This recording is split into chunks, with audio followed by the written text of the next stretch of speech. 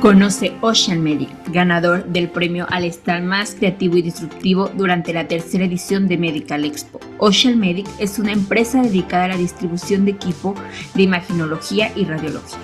Nos vemos esta quinta edición en los días 24, 25 y 26 de octubre en el World Trade Center, Ciudad de México.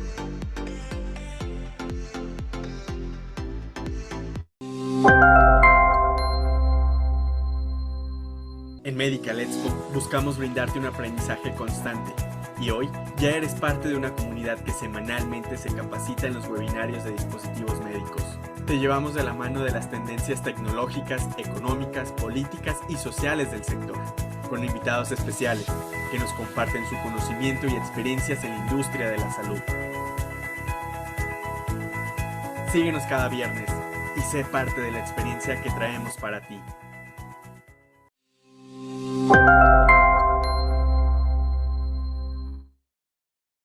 Hola, buen día, bienvenidos estimada comunidad de Medical Expo. A este es su segundo webinario del día de hoy. Gracias por seguirnos, seguir haciendo comunidad. Les invitamos de esta manera que también se unan a nuestro grupo de WhatsApp para conocer más de los webinarios que tendremos en adelante. Recuerden que Medical Expo quinta edición se llevará a cabo los días 24, 25 y 26 de octubre en el World Trade Center de la Ciudad de México. Para el día de hoy nos acompaña Civim, empresa mexicana con 34 años dedicada a la comercialización de equipo médico, accesorios y refacciones y consumibles con el tema la importancia de la instrumentación en cardiología moderna. Y para darnos este tan interesante tema nos acompaña el doctor Emilio Montes, quien es cardiólogo e intervencionista. Bienvenido, doctor, ¿cómo se encuentra? Muy bien, gracias. Es un honor estar aquí con ustedes y gracias por la invitación. Muchísimas gracias, doctor. Entonces, sin más preámbulos, pues lo dejo con el tema. Bienvenidos a todos e iniciamos. El público soy yo, doctor.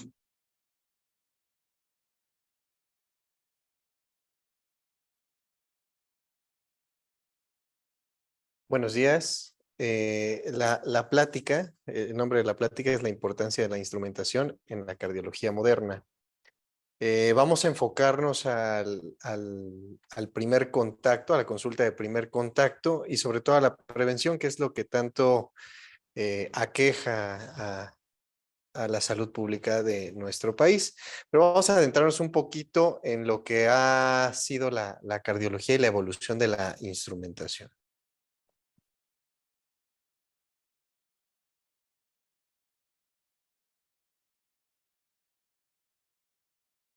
Entonces, vamos a hablar del corazón, que es un órgano complejo.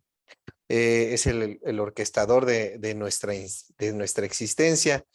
El ser humano per se tiende a categorizar, a clasificar para poder entender los fenómenos biológicos que suceden. Y bueno, dentro de todo, la consecuencia de esto es la instrumentación. Y la instrumentación es el eje de la evolución. La instrumentación es el uso de ciertas herramientas para el auxilio del abordaje, ya sea científico y en este caso en la clínica, para poder dar un diagnóstico adecuado a los pacientes. Han mejorado el diagnóstico y los tratamientos desde que inicia como tal la cardiología, que no hay un punto definido, pero ahorita vamos a explorar eso, e incluso en la morbilidad y la mortalidad de nuestros pacientes. Y esa es la idea, que tengamos una idea de cómo se aborda hoy la consulta con los pacientes, cómo se instrumenta, porque es mandatorio el día de hoy en la medicina general y de primer contacto. Aquí vamos a ver cómo empieza la instrumentación. En 1816, René Laennec inventó el estetoscopio. El estetoscopio de aquel entonces pues era un tubo que se ponía en el pecho de los pacientes.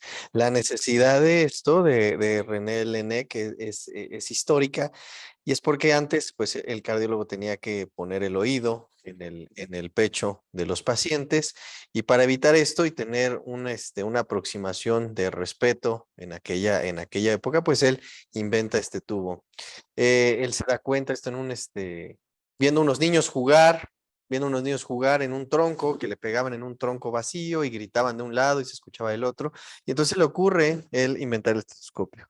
También los cardiólogos pues inventan la percusión, que cada vez está más en desuso precisamente por la evolución de la cardiología. En 1872, Franz Gabriel Liebmann es el precursor del electrocardiógrafo y hace un electrómetro capilar. Justo antes de Einthoven está Sir Augustus Waller, que aquí lo vemos abajo con su perro es famoso. En el perro, pues logra hacer el primer trazo electrocardiográfico del mundo. Ya después, Einthoven en 1893 lo perfecciona, pero pues aquí vemos a su perrito, un bulldog inglés, que en una feria de ciencia, me parece, él logra hacer el primer trazo del electrocardiograma. Se llamaban las ondas A, B, C, D y E. Y bueno, era un poco complicado porque era un capilómetro de mercurio. No es sino hasta los 93 que Einthoven pues le pone PQRCT y la razón que le ponga esto es para diferenciar de Augustus Waller. En 1901 nace el primer electrocardiógrafo y de ahí la importancia de la exploración del corazón eléctrica y mecánica y clínica, ¿vale? En 1906 el primer electrocardiograma fetal abdominal y aquí es cómo va la línea de tiempo, desde auscultar, desde ver la parte mecánica hasta ver la parte eléctrica y vamos a ver más adelante pues cómo ha evolucionado. En el corazón, o sea, el corazón del asunto aquí es la instrumentación. No podemos quedarnos nada más con la clínica. Sí es muy importante la clínica, es el eje de todo. De ahí nace, pues, la hipótesis, el problema dentro del abordaje científico, pero ya hoy en día es necesaria la instrumentación por cuestiones de sensibilidad y especificidad y para dar una precisión diagnóstica a los pacientes. 1920 1920 es el primer electrocardiograma en infarto por Harold Pardee. 1929, Thomas Lewis descubre ahí la fibrilación auricular y sigue la instrumentación hasta nuestros días, pero esto ya es esto es historia pues del intervencionismo. 1929, Werner Forsman, que pues decide introducir una sonda a través de la vena cefálica hasta el corazón para la administración de medicamentos. Él era urólogo. No sé bien cómo era la división de especialidades en aquel momento, que era más bien como que alguien se dedicaba a ciertas cosas, pero bueno, él es el padre de la cardiología intervencionista. Mucho tiempo perseguido por hacer experimentos en su propio brazo y en su propio corazón, y luego lo buscaron para darle el premio Nobel. La primera desfibrilación llega hasta 1947, aquí ya estamos hablando de tratamiento directo. El primer monitor portátil en 1949, 1950 el primer marcapasos. Aquí está el primer marcapasos en Cleveland Clinic, que se lo ponen a un arquitecto y como pueden ver, pues hemos evolucionado muchísimo de esto, a los nuevos dispositivos que tienen el tamaño de un llavero, ¿no? 1956, el primer desfibrilador externo. 1960, la implantación total de un marcapasos. Y aquí tenemos el viaje, los avances de la cardiología, pues vemos el primer Holter, ¿no? Este es uno de los primeros Holters y que nace de la necesidad de la instrumentación. Es decir, o sea, no nos podemos quedar hoy nada más en la cardiología moderna con simplemente interrogatorio y exploración física. Tenemos que ir más allá, incluso en el primer contacto. Y esto va a aumentar la sensibilidad en el diagnóstico, la especificidad y podemos darle una mejor atención al paciente en un primer contacto en la cardiología. 1964, la primera angioplastía. 1980, los stents coronarios. 1990, avances en ecocardiografía y en el 2000, pues la intervención coronaria percutánea. Es la época de la intervención coronaria percutánea y toda la evolución que hemos tenido. Entonces, pues aquí tenemos una foto de los primeros ecocardiogramas y bueno, pues eran en modo M, prácticamente era modo M y solamente veíamos un punto, unas lineal de ultrasonido y qué pasaba en ese momento, ¿vale? A lo largo del tiempo. Es como un modo de una sola dimensión. Entonces, vamos a hablar de las herramientas diagnósticas tradicionales. Las herramientas diagnósticas tradicionales, pues bueno, necesitamos el estetoscopio, obviamente, necesitamos el estetoscopio, un adecuado entrenamiento para saber usar el estetoscopio, porque no es nada más tener el estetoscopio, saber qué lado del estetoscopio vamos a usar, qué tipo de estetoscopio tenemos. Ya la mayoría de los estetoscopios traen una membrana y traen la campana integrada de altas frecuencias y bajas frecuencias. Casi todos los que utilizan estetoscopios, al apretar el estetoscopio, cambiamos a una campana y podemos distinguir entre altas frecuencias y bajas frecuencias para la auscultación. Para eso, bueno, pues el entrenamiento va en función de lo que nos enseñan en la facultad en cuanto a la fisiología. El primer ruido, el segundo ruido, si hay un soplo sistólico, si hay un soplo diastólico. Y aunado esto con el interrogatorio, ya tenemos nosotros una aproximación diagnóstica. El baumanómetro, obviamente, que no puede faltar ni siquiera en la consulta general, ninguno de estos dos, la toma de signos vitales, para establecer nosotros cómo está el paciente al momento de que llega y un diagnóstico inicial. Pero a lo que va esta plática es que no se queda con la simple valoración inicial. Es decir, siempre tenemos que ir más allá y auxiliarnos de la época en la que estamos en la cardiología. La época en la que estamos en la cardiología es la época en la que tenemos el acceso a un monitoreo ambulatorio de presión arterial ahí mismo en el consultorio que se puede llevar el paciente para darle un diagnóstico y un seguimiento adecuado a una de las enfermedades más prevalentes en nuestro medio, tanto a nivel internacional como nacional. O sea, como factor de riesgo cardiovascular, la hipertensión arterial sistémica. Y todo el problema que viene aquí en el contexto sociocultural de nuestro país, que es, pues yo me siento bien, yo no estoy enfermo, ¿no?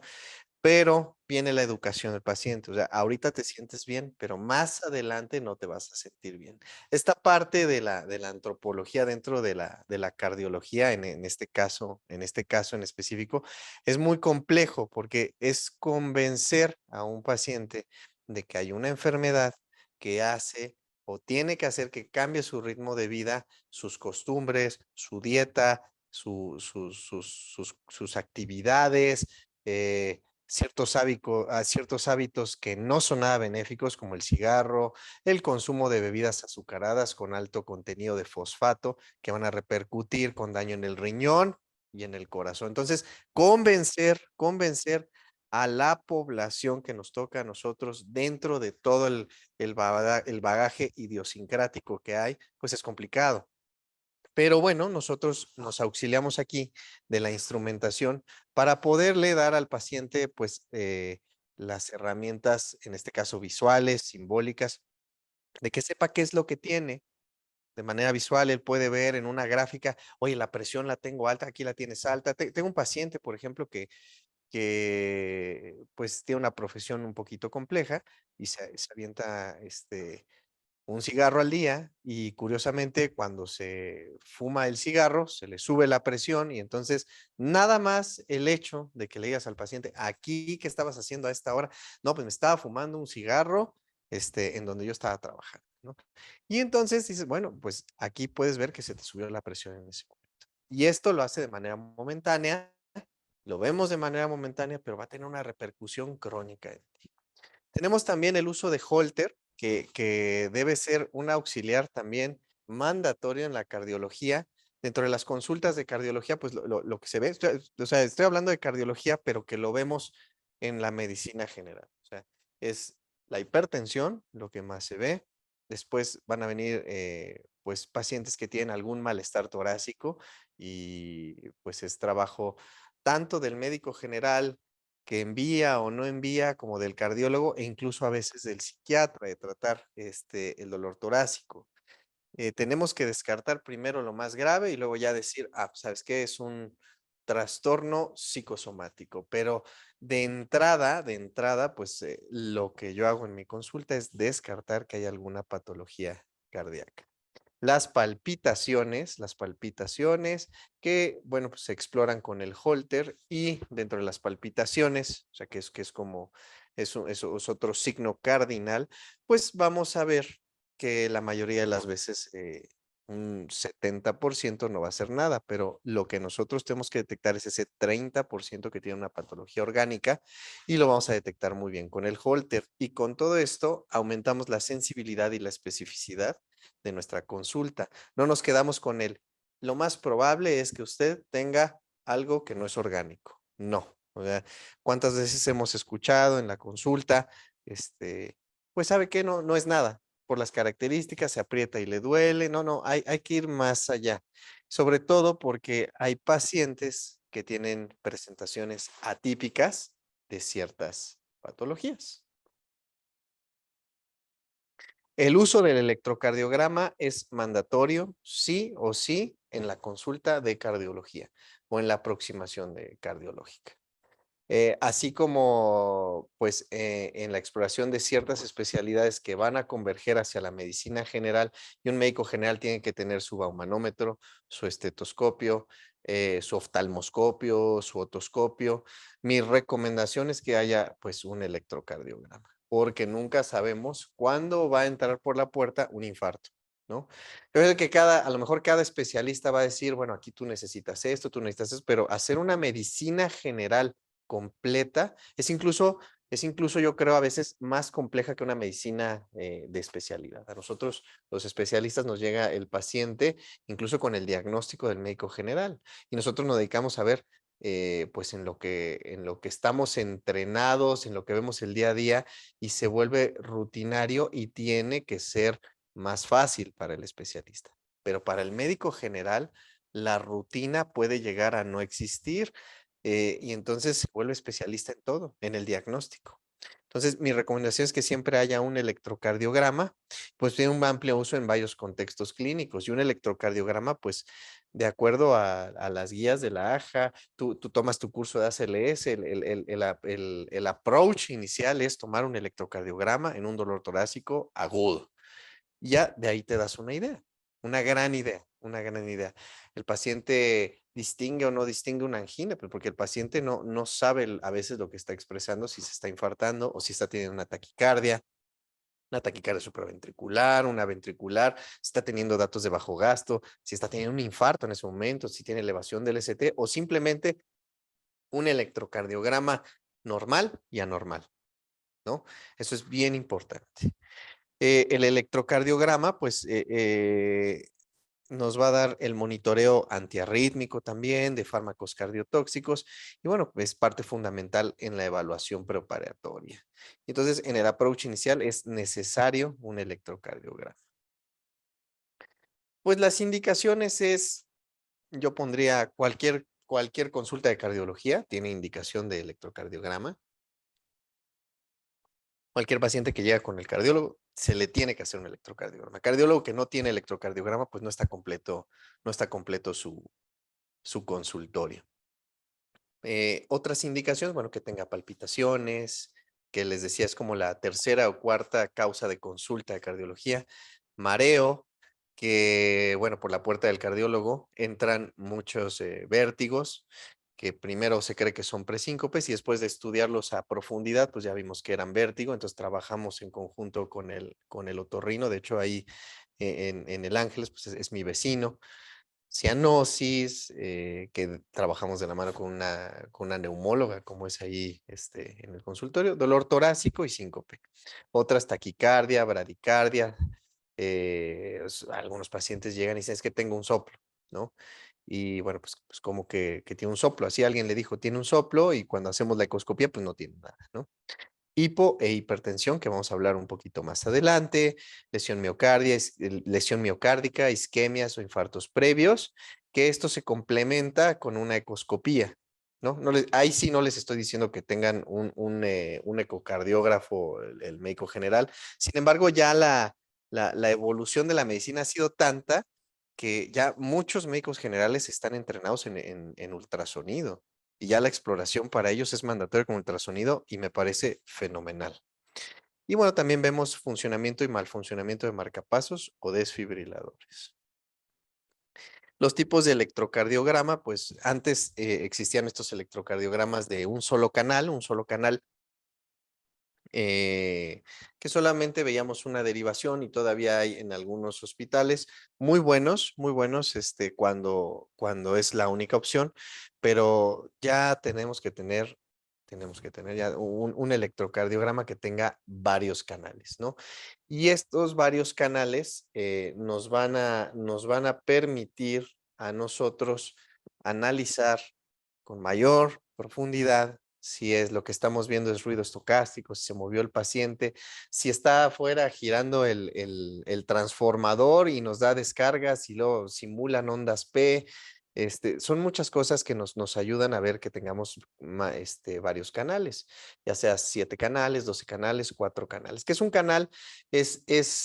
Un canal es una ventana en la que nosotros vemos la actividad eléctrica simultánea, es decir, si nosotros tenemos 2 canales, vemos 2 caras del electrocardiograma, 2 derivaciones, como le quieran llamar, al mismo tiempo, 3, pues 3 al mismo tiempo, 4. Y entonces a veces nosotros tenemos el ruido en un solo canal y podemos ver, diferenciar pues una arritmia de interferencia, que a veces la aproximación inicial que me dicen mis médicos generales, pues ¿cómo sabes? Nada más con los canales, nada más con los canales.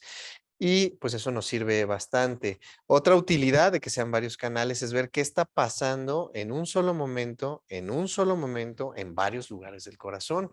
Si aquí está con elevación, aquí está con infradesnivel, si estamos viendo caras en espejo, si estamos viendo extrasístoles, si son extrasístoles complejas, si son extrasístoles de dónde vienen, si son frecuentes, si está cambiando la morfología de la extrasístole, si es multifocal. O sea, nada más con tener muchos canales y suena complejo cuando uno lo dice, pero pues uno ve el electrocardiograma y dice, bueno, tiene extrasístoles diferentes. Extrasístoles diferentes es multifocal. Extrasístoles iguales, pues es monofocal. Es extrasistolia, es parasistolia. Y bueno, y hasta ese momento nosotros vemos un momento específico del electrocardiograma. El electrocardiógrafo pues tiene que ser un aparato hoy en día que esté calibrado, que tenga alta sensibilidad, que los filtros estocásticos estén adecuados. Y bueno, pues ya las herramientas que nos dan como este electrocardiograma, es que incluso lo puedes tener en el celular. Pues ya la necesidad, ¿no? de cómo avanza esto y pues la ecología nos hace de tener que buscar pues otras herramientas como tener el electrocardiograma en nuestro teléfono, en nuestra computadora. Y bueno, pues al paciente le encanta que le mandes el electrocardiograma por WhatsApp, ¿no?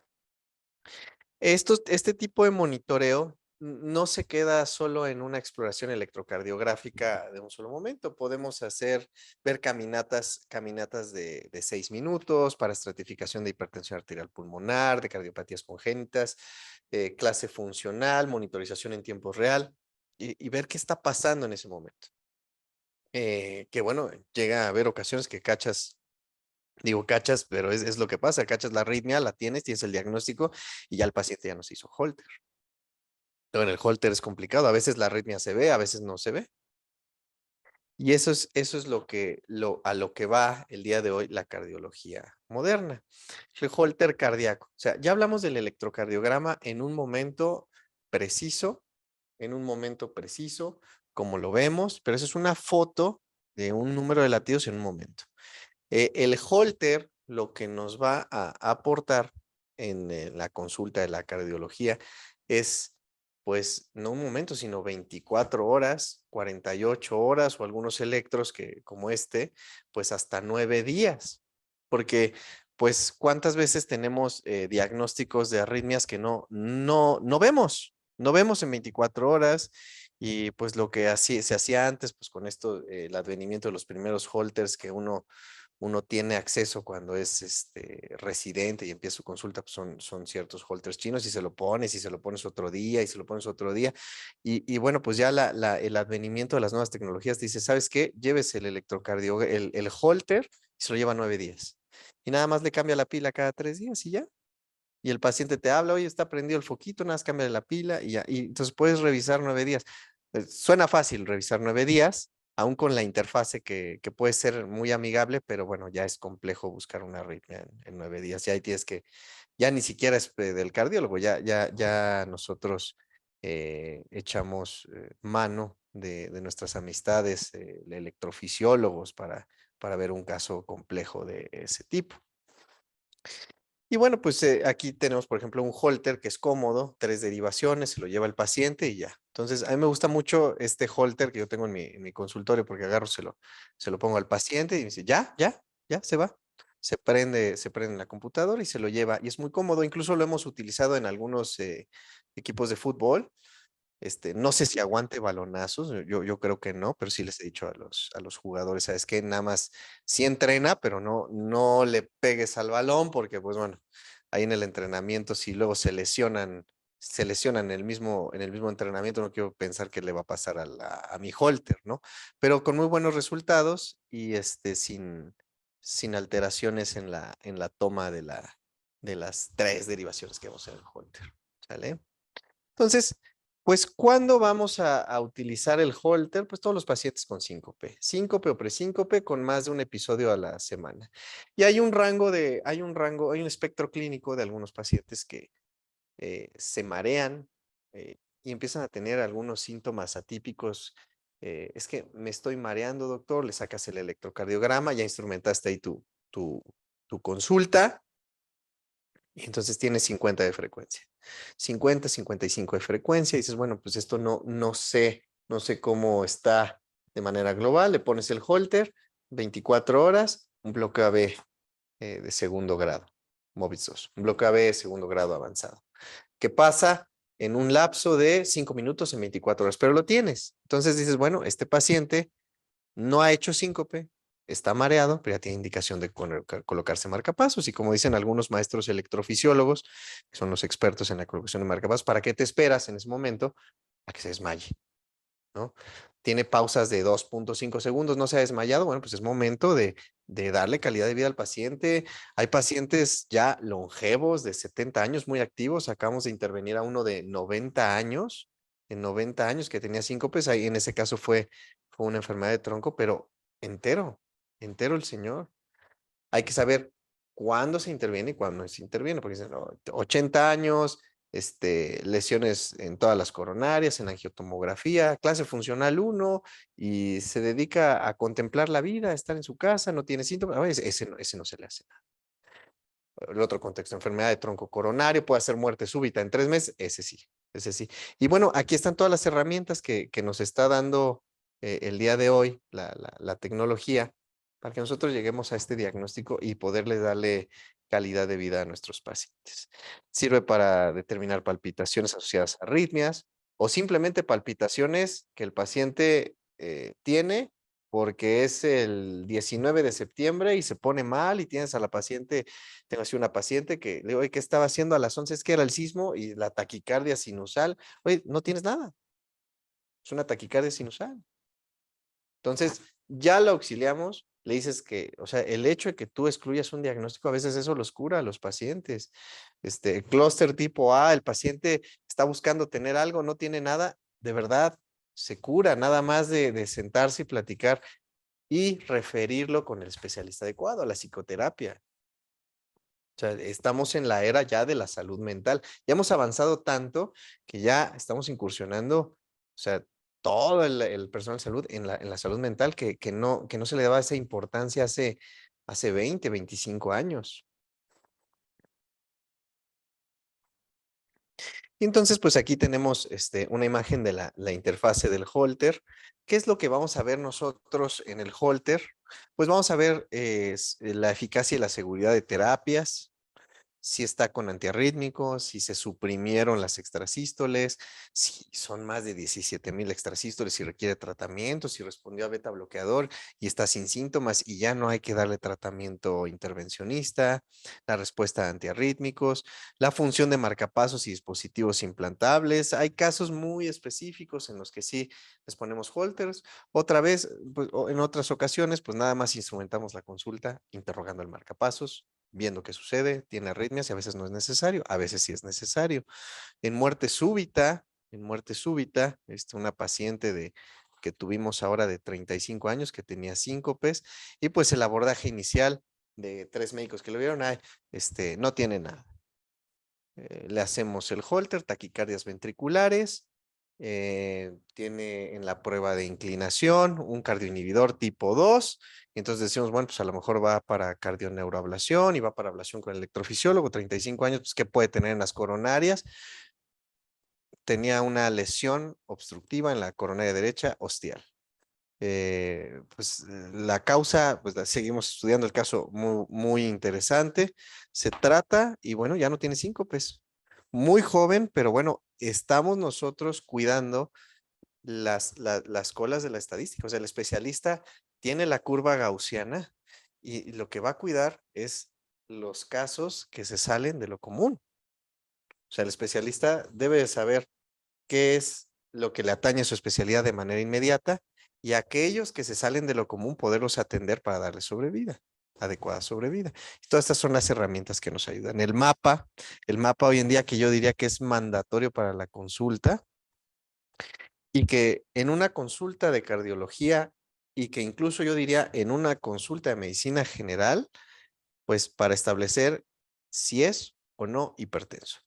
Agrupo un paciente con 3 factores de riesgo cardiovascular, le tomo la presión y tiene 130/90. Y también viene la pregunta, ¿quién toma la presión? ¿Cómo se toma la presión? ¿Cómo lo instrumentaron? O sea, ¿lo tomó el estudiante que no sabe tomar la presión?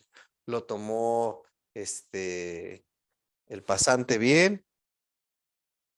¿Estaba calibrado el el baumanómetro? Iba a usar la palabra compleja, ¿no? El baumanómetro, o no estaba calibrado. ¿Se tomó bien? ¿No se tomó bien? Es el baumanómetro de toda la vida que nunca se ha cambiado. Y entonces dicen, tiene 130/90 y un día van a tu consulta y entonces tenía 130/70, no es hipertenso y que pues ya le hacemos la ecoscopía, disfunción diastólica y tiene una presión de 160/90 todo el tiempo. Oye, ¿estamos haciendo bien las cosas o no las estamos haciendo bien? O el otro caso, la sensibilidad de la toma, la sensibilidad de la toma, los falsos negativos, tiene la presión bien, no tiene nada, váyase a su casa. Y cada vez que va está bien, pero está sentado, está tranquilo, o sea, ese fenotipo del paciente que está tranquilo, a mí no me pasa nada, yo no quiero hacer nada. Y un día le pones el mapa y presiones de 160, sistólicas 170 y hoy requiere tratamiento. ¿Cuántas veces no tiene la creatinina elevada y no sabemos ni por qué está sucediendo y la causa es la hipertensión? O tiene cefalea, dolor de cabeza y es que no sé qué tengo y es eso. Entonces, la necesidad del mapa, esa yo sí la pondría como mandatoria en la consulta general. El mapa per se, sí, además de que pues son muy fáciles de usar, te arroja la carga hipertensiva, te arroja la carga hipertensiva. Podemos ver las guías de la AJA, las guías europeas. En lo personal, yo prefiero las guías europeas. Las guías americanas son un poquito más, mm, ¿cómo lo diría yo? Pues más castigadoras con el diagnóstico, ¿no? Las europeas no. Y vemos el patrón de hipertensión, la carga hipertensiva, y vemos la gráfica que aquí no la tengo, este es un análisis global, cuántas veces tuvo 170, 140, 135, 120 y la diastólica. Pero vemos el patrón de descenso nocturno, o que se queda, o que sube. Y entonces podemos ver causas de hipertensión secundaria en aquellos que no desciende más de 10 milímetros de mercurio en la noche, pues tenemos que buscar una causa secundaria. ¿Cuántos no tendrán una causa secundaria que no está diagnosticado por el cardiólogo? Por el cardiólogo ni siquiera. ¿O cuántos pacientes hipertensos jóvenes tienen ustedes? Esos hay que checarle las arterias renales, hay que hacer toda una estratificación y el mapa a veces nos dice, ¿sabes qué? Pues este es un hiperaldosteronismo. Hay que buscarle por ahí. No desciende en la noche. O cuántos pacientes de 40 años, obesos, que roncan toda la noche y le preguntas, ¿ronca? No sé. Y la esposa, no, sí, sí ronca. Y estás viendo en el mapa que se queda la presión elevada todo el tiempo. Y tú ya tienes el diagnóstico y lo mandas con la neumóloga, que en mi caso es mi amiga, y la mando la poligrafía, la polisomnografía, y ya le damos un tratamiento integral al paciente de qué tiene y lo abordamos bien, lo tratamos bien. No nada más el losartán, no nada más el telmisartán, no nada más pues el medicamento que se nos ocurra en ese momento, sino que hacemos la ciencia y esto no es, y esto no, esto está hoy al alcance del médico general. Y esto sí es una obligación, el electro y el MAP. Y entonces, pues aquí vemos algunas indicaciones. Del mapa, es Arterial Blood Pressure Monitoring, recomendado en la hipertensión nocturna con disfunción autonómica, es indicación 1B, para detectar hipotensión ortostática o hipertensión supina en pacientes con disfunción autonómica, este es 2A, ¿no? Y entonces, pues, o sea, son los pacientes con disfunción autonómica, no estamos hablando de hipertensión, estamos hablando de disfunción autonómica. Los pacientes que siento que me desmayo, o me desmayo. Y entonces, la aproximación inicial es no tienes nada, ¿no? No tienes nada. Y aquí tengo un video, pues, de una disfunción autonómica de un paciente joven, de un paciente joven. Lo voy a poner, este juego se llama el Slingshot, pero está padrísimo. Es algo así como un despegue y empieza a girar y el reto ortostático al que someten al paciente es tremendo. Véanlo, véanlo, ¿ya lo vieron? Ahí perdió el conocimiento. Síncope, 3 segundos, regresa, grita, no sabe qué pasa, se va. Entonces, este paciente tiene una disfunción autonómica importante y la gente se ríe y dice, ay, mira cómo se desmayó. Vea, ahí está. ¿Cómo se desmayó el paciente? Bueno, mi amigo, qué risa, jajaja, ¿no? Se desmayó de la impresión, no, esto no es la impresión, esto es una disfunción autonómica. ¿Y cuántos pacientes hay de estos por ahí? Y entonces en el interrogatorio dices, oye, pues te subes a los juegos y hasta estás viendo qué juegos hay en Six Flags, cuáles son los juegos nuevos. Y si se desmayó, sí, pero me desmayé pues porque sentí feo, no, no sentiste feo, no, no sabes ni qué sentiste, porque no sentiste nada, no sentiste nada en ciertos momentos. Se paró el corazón, no hubo perfusión cerebral. Entonces, este tipo de diagnósticos, pues nos toca en cardiología hacerlos. Y para eso tenemos el monitoreo de presión, el Holter, bueno, ya más avanzado, pues la prueba de inclinación. ¿Vale? O cuando ya no sabemos, pues le hablamos al electrofisiólogo, ¿no? Que es la ciencia más oscura de la cardiología. Es como el lado oscuro, pero ven muchísima ciencia. Y entonces, pues el monitoreo está indicado para bajar el riesgo cardiovascular, para detectar la hipertensión de bata blanca, la hipertensión reactiva que llega al paciente, es otro caso. Le tomas la presión y siempre la tiene alta. Le haces el mapa, la primera presión siempre sale alta y todas las demás normales, con ciertos picos del paciente en zonas de estrés, ves la carga hipertensiva, requiere o no requiere tratamiento. Pero requiere o no requiere tratamiento de acuerdo a un abordaje multidisciplinario. Y pues eso sería lo más importante de la instrumentación. La ecoscopía, que ya nos toca a nosotros como cardiólogos hacer una ecoscopía inicial, y a veces nos da el diagnóstico de cardiopatía isquémica cuando tenemos zonas acinéticas. Me ha tocado en 2 ocasiones ver endocarditis, nada más con el puro ecocardiograma y la prueba de esfuerzo. La prueba de esfuerzo que esto empieza a ser también terreno del cardiólogo, del rehabilitador, del neumólogo, en mi caso, la neumóloga. Y pues bueno, o sea, todavía la prueba de esfuerzo tiene usos y tiene usos más específicos que antes para ver si es tolerante al ejercicio, los síntomas, las arritmias y la respuesta, tratamiento, evaluar el riesgo en pacientes seleccionados. O sea, ya la prueba de esfuerzo, la prueba de esfuerzo per se, para una valoración inicial, es complejo escoger al paciente que le voy a hacer una estratificación con solo prueba de esfuerzo. Pero los usos de la misma han cambiado. Voy a estratificar, voy a ver qué clase funcional tiene el paciente de acuerdo a la patología que tiene. Tiene hipertensión arterial pulmonar. ¿Cuántos pacientes hay con hipertensión arterial pulmonar que no están diagnosticados? Y queremos ver la progresión o no de la enfermedad con clase funcional. ¿Cuántas veces vamos a ver si tiene arritmias o no tiene arritmias? O sea, recientemente nos llevamos aquí no está, pero está la prueba de esfuerzo a un equipo de fútbol. La población se supone que es sana. O sea, vimos más de 280 jugadores de un equipo de fútbol, se supone que es sana, y estratificando con pruebas de esfuerzo, en primera división vemos que de repente avientan extrasístoles en recuperación y tremendo. Y entonces ahí viene la pregunta, ¿tiene enfermedad coronaria o no tiene enfermedad coronaria? Y entonces ya el uso de esto es complejo. O sea, requiere una angiotomografía coronaria.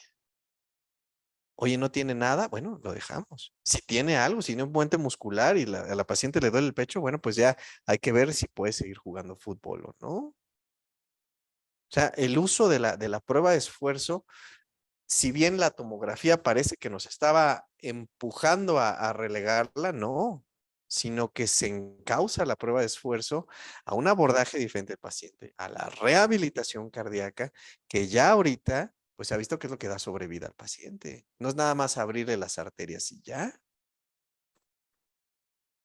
Y pues bueno, eso sería todo en cuanto a la instrumentación. Y termino con esta frase que dice, vayas a donde vayas, ve con todo tu corazón, que es una frase de Confucio. Y les agradezco su tiempo.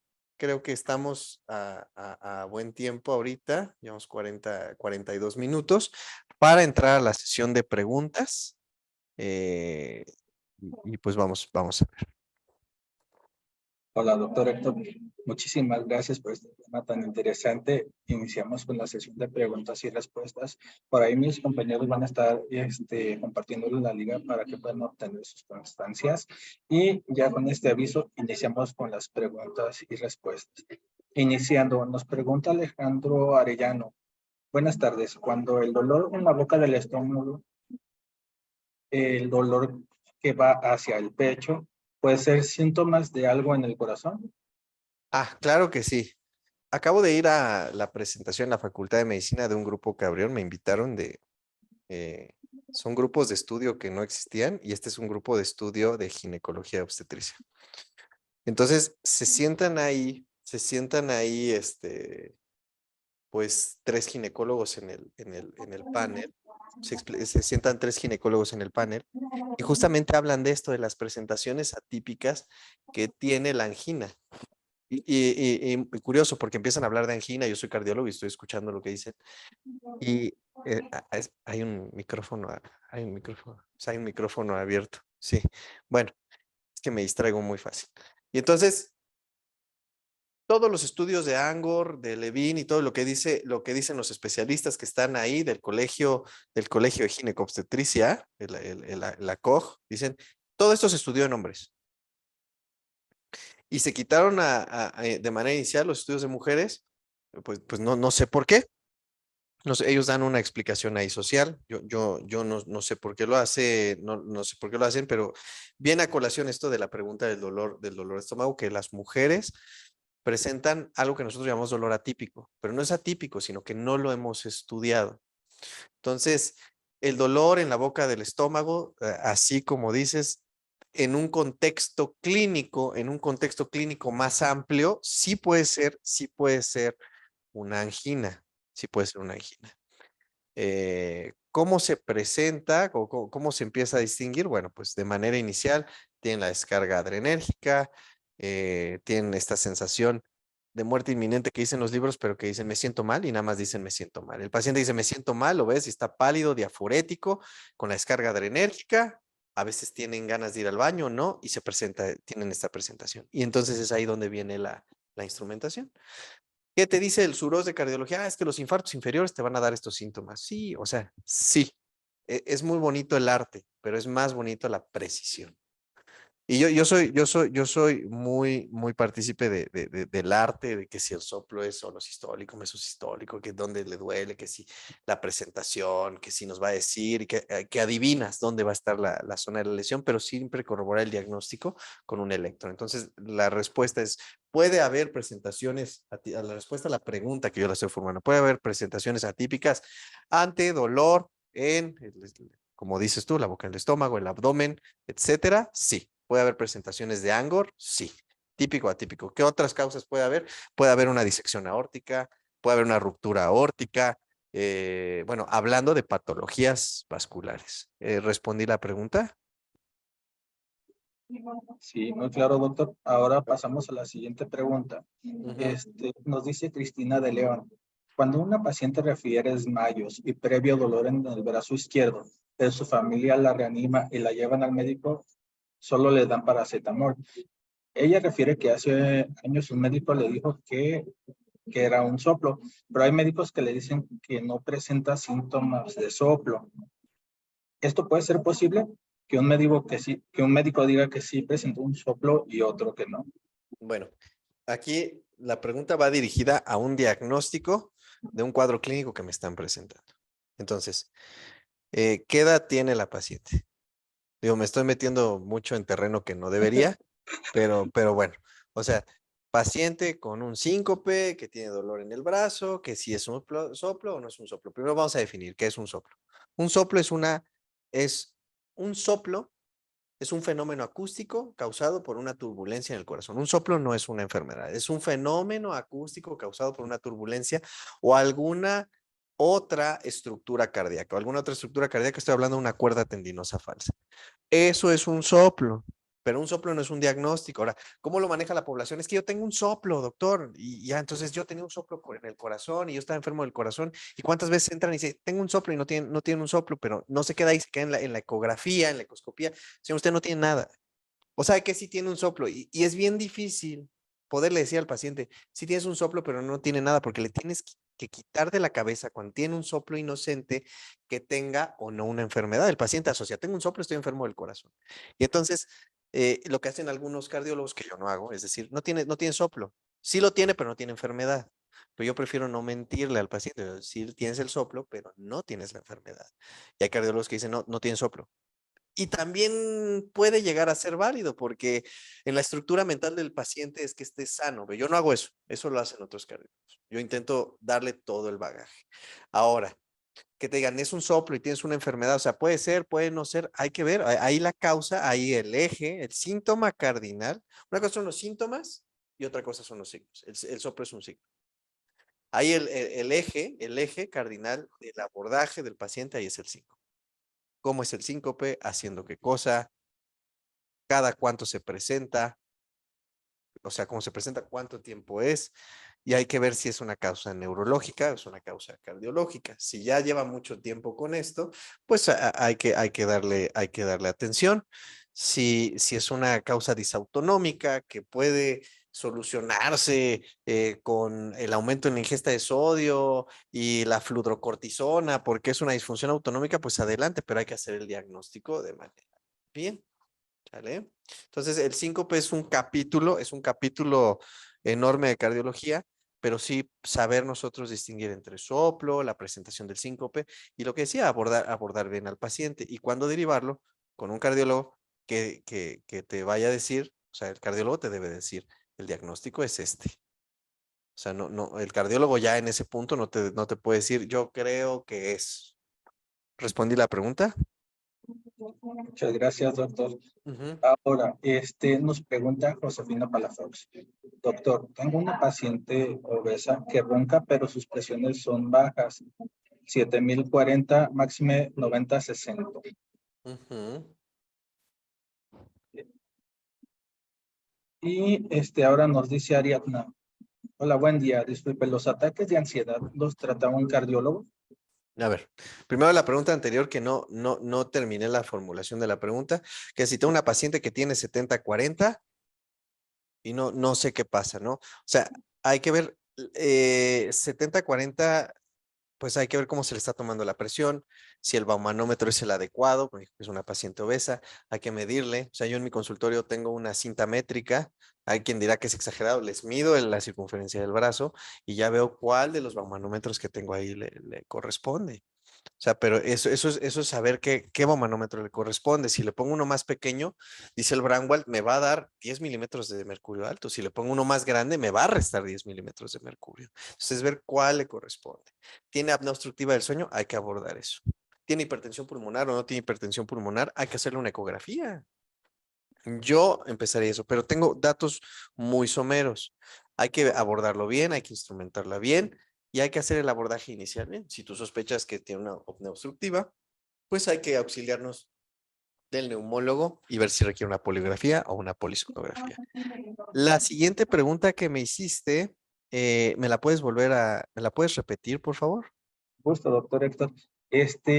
Nos dice Ariadna. Hola, buen día. Disculpe, ¿los ataques de ansiedad los tratan los cardiólogos? No, no, la respuesta es no. Los ataques de ansiedad no los trata el cardiólogo. Los ataques de ansiedad los tiene que ver, bueno, hay que distinguir si es un trastorno de ansiedad generalizado, si es un ataque de pánico, si es una depresión enmascarada. O sea, ¿qué es lo que le está causando eso? Si es un trastorno por estrés postraumático. Si bien sí tienes que saber a lo que te estás enfrentando de manera inicial o después del diagnóstico, nuestro trabajo es distinguir un trastorno de ansiedad de una arritmia. Un trastorno de ansiedad de una taquicardia supraventricular, de un Wolff Parkinson White, de una muerte súbita, ¿no? O sea, porque a veces dicen, tengo trastorno de ansiedad y llevan años con el trastorno de ansiedad y no se le quita y llega y no es un trastorno de ansiedad, es una descarga adrenérgica por un flóter auricular, 1 a 1 en una paciente de 25 años. O tengo uno ahí de 30 años que igual, que decía que tenía trastorno de ansiedad, no, era también un flóter. Entonces, ahí lo que hace el cardiólogo es establecer el diagnóstico y quitar lo grave, ¿no? Eso es lo que hacemos. Como les decía, la mayoría de las veces en la consulta de las palpitaciones va a ser un trastorno de, de ansiedad en las palpitaciones, pero mi trabajo como cardiólogo es descartar lo orgánico. De acuerdo, doctor. La siguiente pregunta va más o menos en ese sentido. Nos pregunta Marta Hernández. ¿La ansiedad y sensación de ahogo al dormir es por falla en el corazón? Ok, la ansiedad y la sensación de ahogo al dormir puede ser. O sea, hay un abanico de posibilidades. El paciente se despierta sudando y siente que le falta el aire, se aventó su apnea y su pausa, pues es una apnea obstructiva del sueño, ¿no? Entonces, la mayoría de las veces ahí va a ser una causa pulmonar.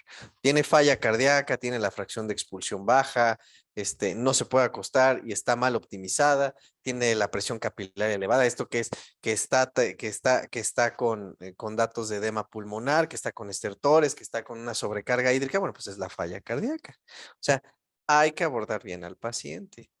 ¿Qué es de manera inicial? El interrogatorio, así como me dices, bueno, oye, el edema que tienes, blando, ascendente, de predominio vespertino, esto muy probablemente sea cardíaco. Fíjate que yo uso la palabra muy probablemente, no hay que ser tajantes, no hay que ser dogmáticos, o sea, todo puede pasar en medicina. ¿Puede ser cardíaco? Sí. ¿Puede ser pulmonar? Sí. ¿Puede ser ansiedad? Sí. Lo importante es cómo lo abordas y hasta dónde llegas. O sea, si de manera inicial le ves el electro, y a lo mejor ves que tiene una fibrilación auricular, como los casos del ENARM, ¿no? Te lo ponen paciente femenino de 60 años con antecedente de fiebre reumática, que tiene ortopnea, uso de 3 almohadas al dormir, y te ponen electro, fibrilación auricular, entonces, ya sabes que es una estenosis mitral, ¿no? O sea, sí, lo encasillas de manera inicial como experto o como experto en contestar preguntas o en agrupar clínica. Entonces, puede ser cardíaco, pero depende cómo lo abordes. O sea, ahí tienes que tener en cuenta un abanico de posibilidades y luego irlo acotando. O sea, lo que haces aquí es acotarlo. ¿Ok? Siguiente pregunta. Gracias, doctor. Pasamos con la siguiente. Nos pregunta Ángela Damar. Buen día, doctor. Para modificar el punto J y recalcular los valores del segmento ST, ¿qué holter me recomienda utilizar? Esto es con fines de analizar las fibras ventriculares despolarizadas en la fase de meseta. Voy a repetir la pregunta, está bien interesante esa pregunta. A ver, Sí, claro. repítemela, pero sin así de corrido, porque está bien interesante y muy bonita estructura. La voy a leer. Dice, para modificar el punto J y recalcular los valores del segmento ST, ¿qué Holter recomienda utilizar? Confía en las fibras despolarizadas en la fase de meseta. Gracias, doctor. Pues sería un Holter de seis derivaciones. O sea, si vas a hacer eso, es un Holter de 6 derivaciones. Ahora, la sensibilidad de la cardiopatía isquémica en el Holter es baja, es baja. Acuérdate que las derivaciones del Holter son diferentes de las derivaciones del electrocardiograma. Entonces, establecer que un paciente tiene cardiopatía isquémica nada más con un Holter, yo diría que es nada más una sospecha, pero sí es una herramienta diagnóstica que nos ayuda bastante. Si aparte de que tú ves que hay una modificación del el ST en el Holter, que sí, aparte de eso, hay alternancia eléctrica, hay extrasistolia multifocal, todo, bueno, pues el paciente tiene cardiopatía isquémica. Muy bonita la pregunta. Muy bonita la pregunta. Espero haberla contestado. Dice, con fines de analizar las fibras ventriculares despolarizadas en la fase MZ. Pero bueno, aquí bueno, ya estás metido con mucha bioquímica. Es la fase MZ, pero ¿de qué células? O sea, porque entran, acuérdate que lo que tú ves en el electrocardiograma de superficie es el electrocardiograma epicárdico menos el electrocardiograma endocárdico. Es decir, tú tienes un potencial transmembranal y tienes una meseta. Y tú tienes un potencial transmembranal endocárdico y ves una meseta pero invertida. Entonces, cuando tú ves el QRS le restas al epicárdico el endocárdico y lo que tú ves es el electrocardiograma resultante. Esto viene muy bonito en el capítulo de electrocardiograma de Guadalajara y en el Iturralde de arritmias. Entonces, pues sí, o sea, estás analizando la meseta, pero lo importante es que tú veas la desviación del punto J, el segmento ST, para establecer si tienes una sospecha de cardiopatía isquémica. Ahora, voy a meterme más en tu pregunta, Ángela. ¿Cómo estratificas una cardiopatía isquémica? Un paciente con angina. O sea, hoy en día tienes una herramienta, un bagaje de herramientas en el abordaje inicial. Si yo no quiero meter al paciente a cateterismo, que es lo que yo tengo que hacer, o sea, tengo que establecer cuándo el paciente no lo meto a cateterismo, porque es mi especialidad, y siempre es que corra el menor riesgo posible. Yo tengo una probabilidad pretest alta de que el paciente tenga cardiopatía isquémica y quiero la herramienta con mayor sensibilidad y especificidad, un valor predictivo positivo alto y un valor predictivo negativo también alto, es una angiotomografía coronaria. O sea, hay como cardiólogo no me ando con las ramas. Y tiene el paciente la posibilidad de pagar la angiotomografía, lo hace. Si no la tiene, bueno, pues ya echamos mano de una prueba de esfuerzo o de plano decir, ¿sabes qué? No, sí se tiene que hacer la angiotomografía coronaria y buscamos las alternativas que tiene el paciente, cuando tiene posibilidades y cuando no tiene posibilidades. En lo particular, el doctor Kimura de Z Scanner logra darles a los pacientes a veces hasta 50% de descuento. O sea, pero esto en el afán de estratificar pacientes, porque dice, Emilio, yo le estoy perdiendo, pero bueno, o sea, te ayudo con tus pacientes que no pueden hacer esto. Me estoy saliendo un poquito de la plática, pero espero que haya quedado respondida la pregunta. ¿Vale? Entonces, bueno, haces la angiotomografía coronaria para cardiopatía isquémica. Bueno, Muy siguiente bien, pregunta. perfecto. Ahora nos pregunta Norma Aguirre. Tengo una paciente de 48 años, con sibilancia por las noches con dolor de pecho y espalda. ¿Puede ser de cardio? Ujú. Pues sí, sí puede ser, pero pues hay que abordarlo un poquito más, ¿no? Ver qué tipo de dolor de pecho, si bien la presentación de dolor de espalda pues puede ser otra situación, pues hay que abordarlo un poquito más, ver qué tiene en el electro, ver los factores de riesgo que tiene el paciente. La sibilancia, pues bueno, 48 años, estoy pensando más en algo neumológico, o sea, la pregunta es, ¿puede ser? Sí, sí puede ser, pero hay que abordarle un poquito más. Bueno, doctor Héctor, y pasamos con la última pregunta ya por Eh, cuestiones de tiempo. ujú. Nos dice Ruth Rodríguez. Hola, doctor, buen día. Soy estudiante de enfermería y considero este tema muy importante. ¿Qué tips o recomendaciones me tiene o me recomienda tomar como signos de alerta ahora que estoy en mi servicio social? Ok, como signos de alerta en el servicio social es de manera inicial los signos vitales que se salen de la normalidad, ¿no?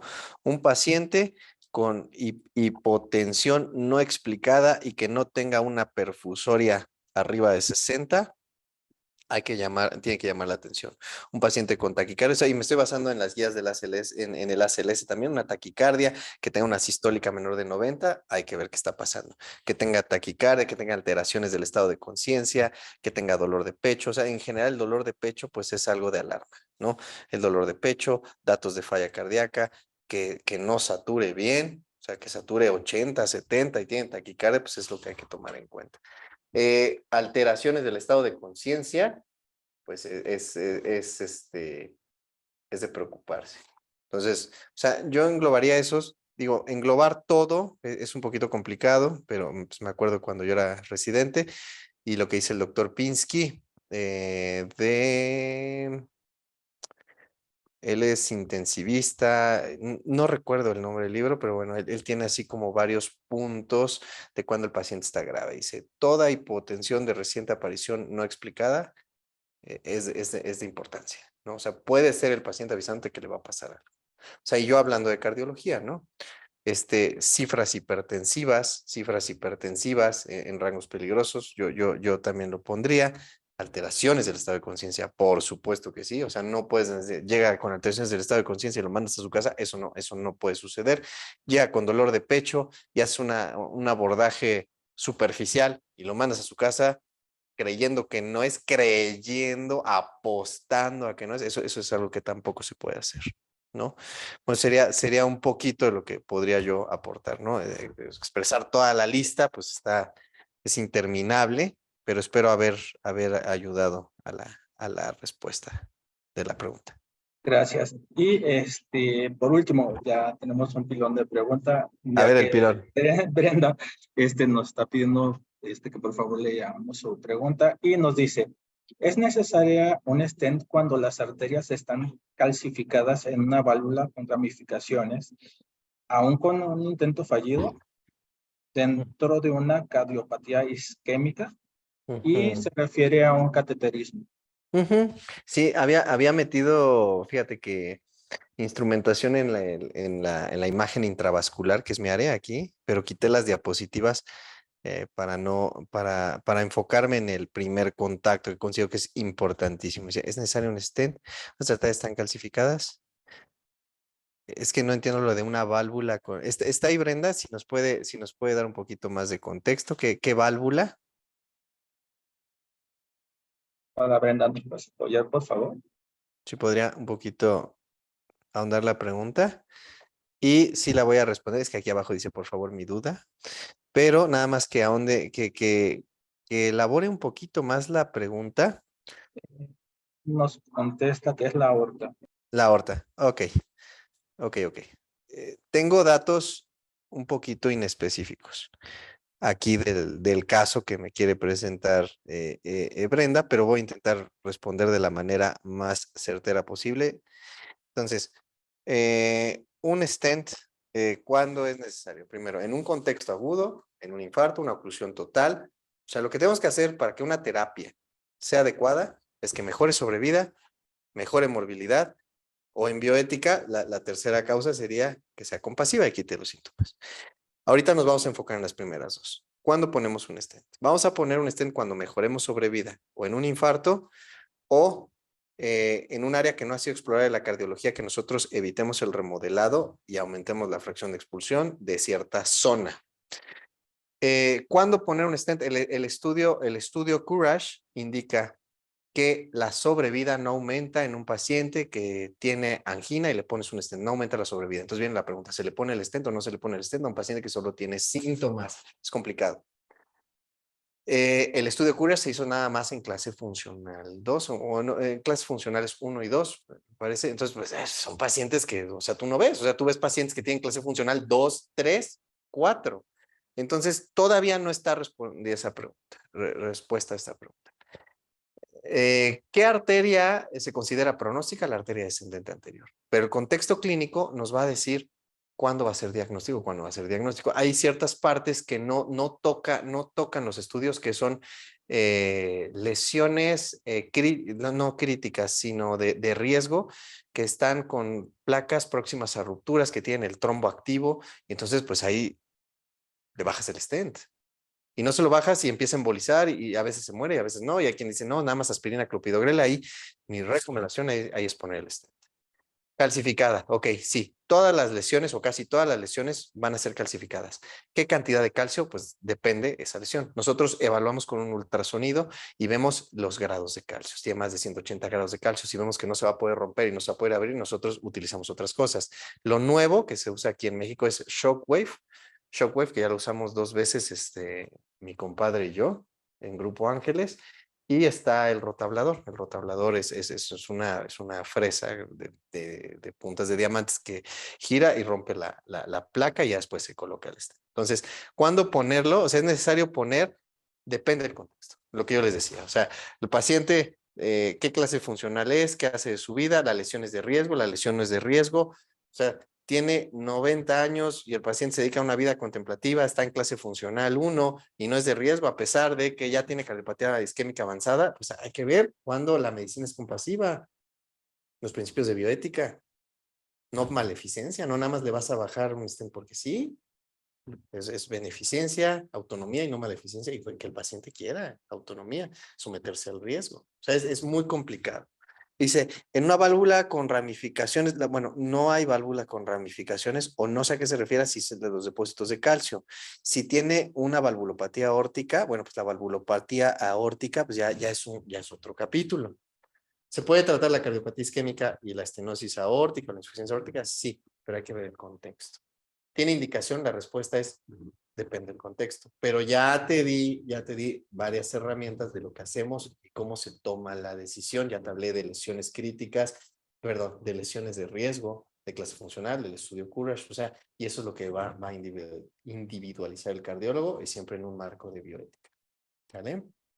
Bueno, espero haber contestado la pregunta. Muchísimas gracias, doctor. Y pues no me queda más que agradecerle. Tiene muchísimas felicitaciones. Tuvimos hoy visitantes de prácticamente todos los estados de la República. Aquí tenemos los datos del doctor para que si tienen alguna duda los puedan contactar. Les recordamos que ellos van a estar también en Medical Expo por ahí para que puedan visitar su stand. Y los esperamos los días 24, 25 y 26 de octubre en Medical Expo en Ciudad de México. Que tengan bonito fin de semana, doctor. ¿Algún aporte más antes de retirarnos? No, pues muchas gracias y pues ha sido un gusto. Espero que les haya gustado. A veces es complicado contestar las preguntas, pero intento, si no puedo contestar la pregunta, darles las herramientas para que ellos puedan contestar su pregunta. Y espero que haya sido de provecho y es con cariño y con respeto hacia los médicos y personal de salud que está en la plática. Espero les haya gustado. Gracias, doctor. Que tengan bonito fin de semana. Paz. Hasta luego.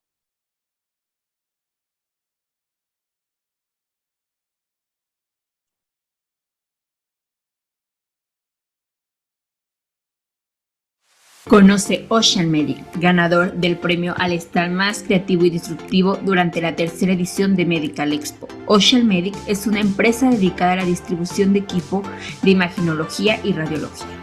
Nos vemos esta quinta edición en los días 24, 25 y 26 de octubre en el World Trade Center, Ciudad de México.